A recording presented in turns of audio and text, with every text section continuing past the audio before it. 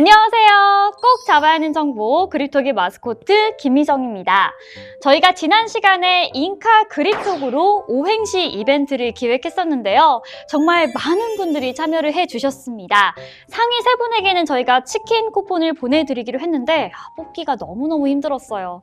자, 그래도 저희 바로 발표를 해야겠죠. 자, 1등 오행시 제가 한번 발표해 보도록 하겠습니다. 인카 금융서비스, 그게 뭐야?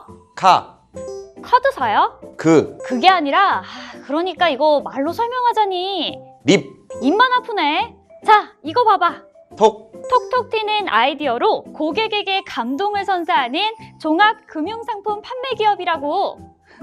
자, 이렇게 정말 톡톡 튀는 아이디어로 지원해주신 우리 꽃별 천지님 너무 감사드립니다. 1등 축하드립니다. 실리콘밸리 은행에 이어 스위스 크레디트 은행까지 정말 세계 곳곳의 은행들이 문 닫을 위기에 놓였습니다. 현재 경제에 대한 걱정으로 하루하루 잠 못 이루시는 분들 굉장히 많을 것 같은데요. 자, 그래서 오늘은 저희가 세계 경제 전망에 따른 우리나라 경제에 대해서 좀 이야기를 나눠볼까 합니다.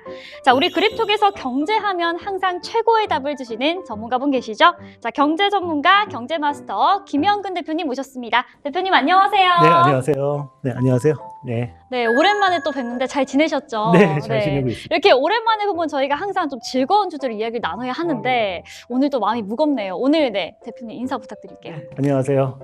저 헥사곤 파트너스 대표로 맡고 있는 김영근입니다.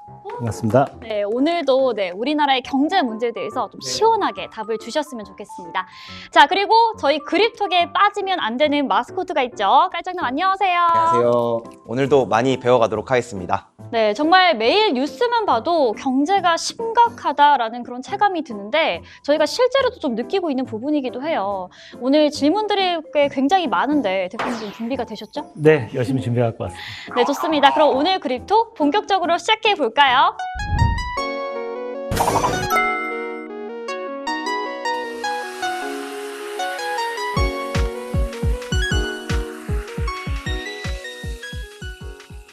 오늘은 저희가 세계 경제 전망에 대해서 좀 알아보려고 하는데요. 아무래도 좀 세계 경제를 이해해야 우리 국내 경제도 좀 이해할 수 있지 않을까 그런 생각이 드는데 자, 본론으로 바로 들어가도록 하겠습니다.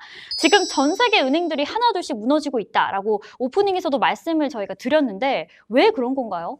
지금 전 세계 은행들이 많이 무너지고 있는데 가장 큰 원인은 연준이 금리를 너무 높게 올려서 그렇죠.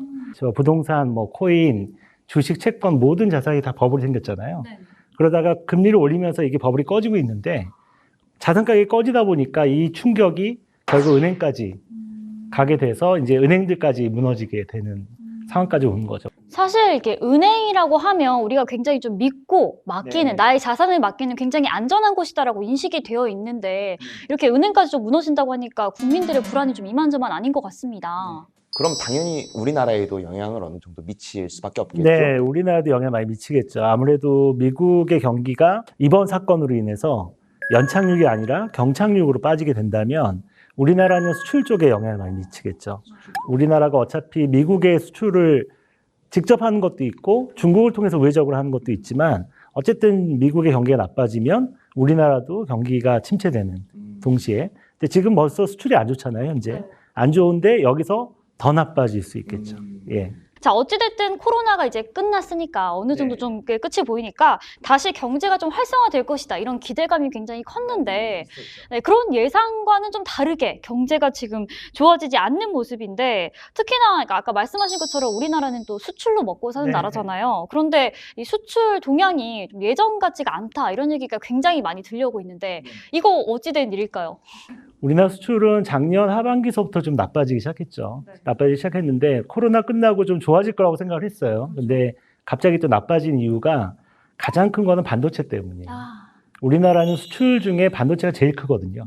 제일 영향도 큰데 반도체가 갑자기 나빠졌는데 가장 큰 이유가 이제 코로나 때 보면 사람들이 집에 있으면서 가전제품이고 뭐고 다 이제 미리 사버린 거예요. 맞아요. 심심하니까 많이 계속 집에 사버린 있으니까. 거죠. 맞아요. 한 2, 3년 후에 살 것까지 다 미리 사다 보니까 이제 반도체에 대한 어떤 그 가수요가 생긴 거죠. 그래서 엄청난 호황이었는데 갑자기 이제 코로나 끝나고 사람들이 이제 직장을 나가니까 갑자기 가수요가 없어져 버린 거예요. 그래갖고 반도체 가격이 그냥 예, 급락을 했죠. 근데 요즘 좀 AI다 뭐다 해가지고 맞아요. 4차 산업혁명이다. 네. 반도체에 대한 수요가 굉장히 높을 것 같은데도 실적이 좋지 않은 이유가 있을까요? 지금 그러니까 AI 같은 경우는 챗GPT 때문에 지금 굉장히 큰 붐이 일어나고 네네. 있죠. 그래서 이게 장기적으로 보면 반도체에는 되게 좋은 소식이에요. 왜냐하면 이제 기업들이 인공지능을 많이 활용하게 되면 이 데이터 센터라고 하는 서버가 많이 필요하거든요. 네. 그래서 서버에 들어가는 반도체가 굉장히 많이 필요하겠죠. 그래서 장기적으로는 인공지능이 확산이 되면 반도체 산업에는 굉장히 좋아요. 좋은데 네. 이게 지금 이제 붐이 나고 있기 때문에 이게 수요로 연결되는 데는 시간이 좀 시간이 걸리지 좀 않을까. 필요하다. 네. 네. 그래도 어찌됐든 뭐 장기적으로 봤을 때 이 4차 산업혁명과 반도체는 좀 뗄래야 뗄 수 없는 관계인 만큼 우리가 좀 미래에 좀 기대를 가져봐도 네, 될 것 이번 같습니다. 기회만 잘 넘기면 될 것 네, 같습니다. 이번 기회만 좀 잘 네. 넘기면 예. 우리는 원래부터 이 반도체 강국이었으니까 네, 앞으로 더 수출이 좀 흥했으면 하는 바람이고요.